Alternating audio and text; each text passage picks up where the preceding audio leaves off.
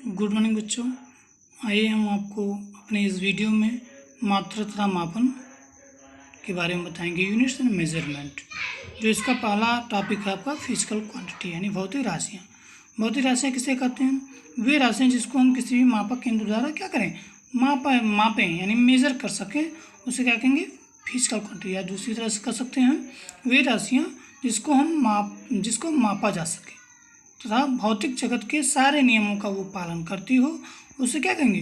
भौतिक राशियाँ कहते हैं। भौतिक राशि को मापने के लिए निम्न दो बातों का ध्यान रखना पड़ता है। पहला तो मात्रक यानी उसका यूनिट क्या है, ठीक, कि उस भौतिक राशि को लीटर में मापा जा रहा है, किलो में मापा जा रहा है, मीटर में जब मापा जा रहा है, इसकी आवश्यकता पड़ती है। और दूसरा उसका आंकिक मान यानी कितने लीटर है, कितने मीटर है, कितना वज़न है, ठीक, ये सारी चीज़ों उसमें देखी जा सकती है। हम एक एग्जांपल लेते हैं। मान लीजिए एक आदमी है बड़ा सा, जिसका वेट हम मान लेते हैं 50 किलो है, और दूसरा एक छोटा बच्चा लेते हैं जिसका वेट हम 10 किलो माने। तो अगर हम दोनों में कंपैरिजन करें यानी बड़े आदमी का मान निकालें, फिजिकल क्वांटिटी निकालें, तो हम क्या कहेंगे कि जो बड़ा आदमी है छोटे आदमी से 5 गुना है। क्यों? क्योंकि 10 किलो तो छोटे बच्चे का है और 50 किलो बड़े बच्चे का है। तो क्या हो जाएगा? फिजिकल क्वांटिटी बराबर यानी भौतिक राशि बराबर आंकिक मान गुणे यूनिट होता है। ये तो फार्मूला होता है, सारे लोग जानते हैं। तो मैन का वेट बराबर 5 गुणे बाय का वेट यानी आदमी का वजन गुणे 5 गुणे बच्चे के, यानी किसी का हम तुलना कर सकते हैं, लीटर में ले सकते हैं। मान लीजिए कोई गाय है, दूध दे रही है 5 लीटर और कोई दे रही है 10 लीटर, तो दोनों में कंपैरिजन हो जाएगा। यानी बड़ी गाय जो है वो 10 लीटर दूध दे रही है, यानी 5 गुना 2.5 गुना दे रही है, जो भी देती है उसमें। आगे देखते हैं जो इसका अगला टॉपिक है भौतिक राशियाँ। भौतिक राशियाँ कितनी प्रकार की होती हैं? 3 प्रकार की होती हैं। पहला होता है मूल राशियाँ यानी फंडामेंटल क्वांटिटी, दूसरा होता है व्युत्पन्न राशियाँ और तीसरा होता है पूरक राशियाँ। हम फंडामेंटल क्वांटिटी के बारे में बात कर रहे हैं।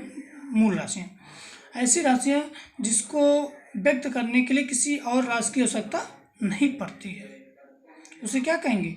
मूल राशियाँ कहेंगे। मूल राशियाँ मुख्यतः 7 होती हैं, सारे लोग जानते हैं।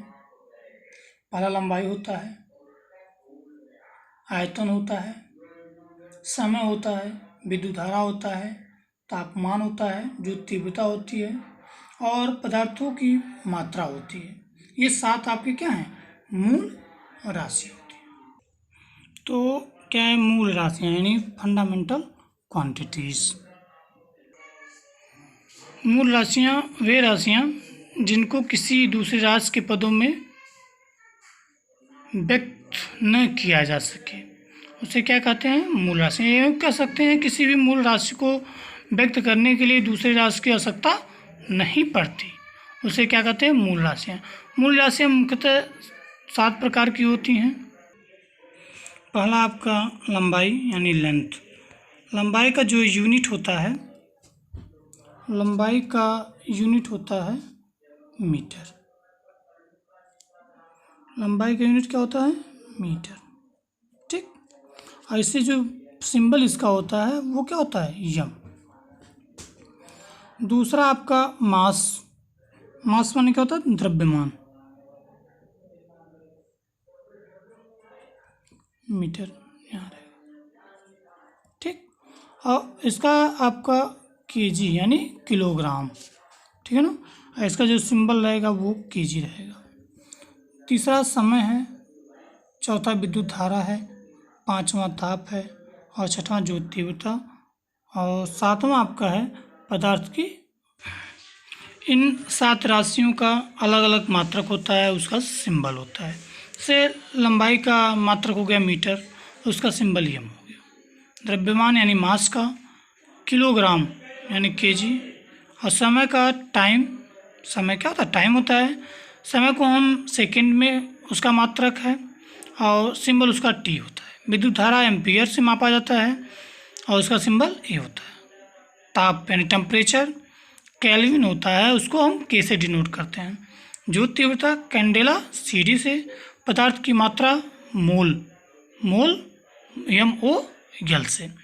जो पदार्थ की मात्रा है इसका यूज यानी उपयोग अधिकतर तो हम बहुत रसायन विज्ञान में करते हैं, लेकिन कहीं कहीं इसका यूज किया जाता है।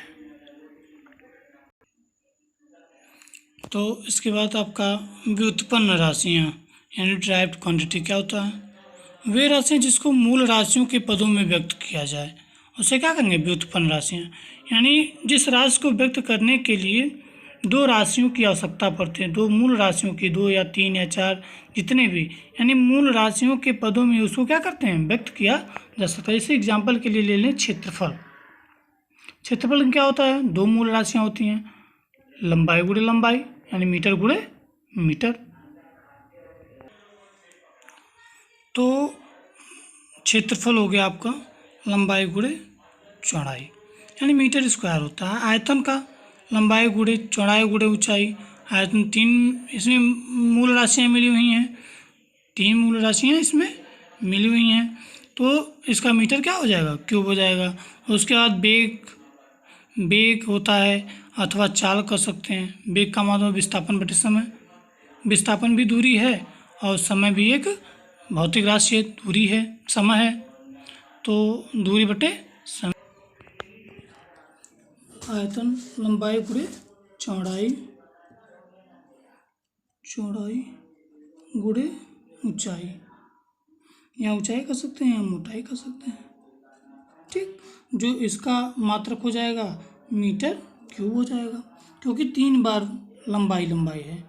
लंबाई को मीटर से नापते हैं, चौड़ाई को भी मीटर से नापते हैं और मोटाई को भी मीटर से नापते हैं, इसलिए इसका जो मात्रक हो जाएगा मीटर स्क्वायर हो जाएगा। वेग बराबर होता है विस्थापन बटे समय यानी दूरी बटे समय। दूरी को हम मीटर से मापते हैं और समय को सेकंड से मापते हैं, तो इसका जो मात्रक हो जाएगा मीटर प्रति सेकंड हो जाएगा। अगला जो आपका है त्वरण यानी वेग परिवर्तन बटे समय, यानी वेग में कितना परिवर्तन होता है। एक्सेलरेशन तो पता चलता है जब वेग उसके वेग में परिवर्तन होता है, तो वेग परिवर्तन को अभी वेग हम बताएं ऊपर मीटर प्रति सेकंड से मापते हैं और समय को सेकंड से मापते हैं, तो जिसका मात्रक हो जाएगा मीटर प्रति सेकंड।